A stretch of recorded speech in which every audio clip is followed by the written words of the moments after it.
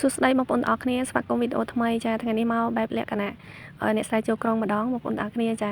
វីដេអូចាស់ទៀតហើយចាដោយសារតែមួយថ្ងៃនេះអង្គុយមើលវីដេអូចាស់ចារកមើលវីដេអូចាស់ទៅឃើញនៅមានអ្នកអត់ទាន់បានផុសចាជូនបងប្អូនមើលអញ្ចឹងណាបងប្អូនចារូបភាពនេះវីដេអូនេះខ្ញុំថតតាំងពីកាលនេះខ្ញុំនៅធ្វើការបងប្អូនចាហើយ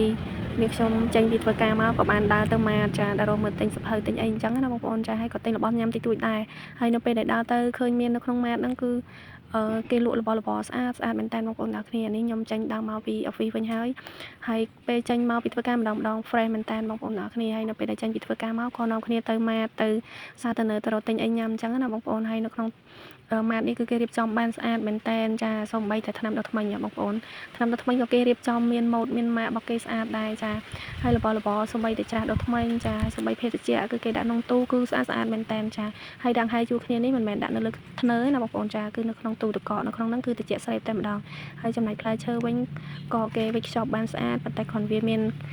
តម្លៃរៀងថ្លៃដែរបងប្អូនចាសូម្បីនំប៉័ងក៏តម្លៃមួយថងហ្នឹងក៏$5ដែរបងប្អូនចាហើយផ្លែឈើផ្លែប៉ោមមិនប៉ុណ្ណាជាពិសេសតារ៉េនចា1គីឡូ$10ទាំងសពកហើយចំណែកស្វាយវិញក៏1គីឡូ$5ដែរចាផ្លែឈើវាគឺថ្លៃគ្រប់សពហ្មងបងប្អូនហើយនេះខ្ញុំទៅនេះគឺអត់មានបានទិញទេគ្រាន់តែដើរមើលទេចាហើយនេះខ្ញុំក៏អត់មានតម្រូវការទិញដែរដូចរបស់កែច្នៃអញ្ចឹងនេះខ្ញុំអត់សូវញ៉ាំទេដោយសារតែខ្លាចប៉ះពាល់សុខភាពអញ្ចឹងណាបងប្អូនចាហើយ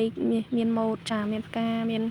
កែវថាស្អាតនេះខ្ញុំដើរទៅថតទេចាដោយសារតែក្នុងម៉ាតហ្នឹងគឺគេឲ្យថតសេរីតែម្ដងគឺគេអត់ហាមឃាត់ទេចា